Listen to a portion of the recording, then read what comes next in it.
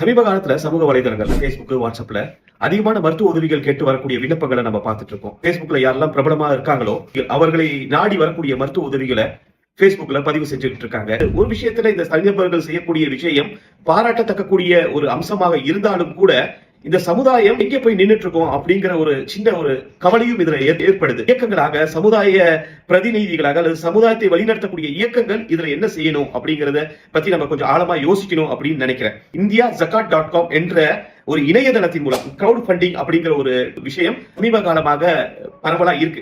இந்த indiazakat.com அப்படிங்கிற ஒரு இணையதளத்தை அசோசியேஷன் ஆஃப் முஸ்லிம் ப்ரொஃபஷனல்ஸ் அப்படிங்கிற மகாராஷ்டிராவிலிருந்து இயங்கக்கூடிய இந்த அமைப்பு மக்கள் மத்தியில கல்வி பணியில அதிகமா ஈடுபட்டு இருக்கக்கூடிய இந்த அமைப்பின் சார்பாக ஒரு போர்ட்டல் ஆரம்பிக்கப்படுது, கிரவுட் ஃபண்டிங் போர்ட்டல். அல்லாஹ்வுடைய கிருபையினால கடந்த ஏப்ரல் 2020 ஆண்டு ஆரம்பிக்கப்பட்ட இந்த போர்ட்டல் 21 கோடி ரூபாயை 7000 பயனாளர்களுக்கு கொண்டு போய் சேர்த்திருக்கு.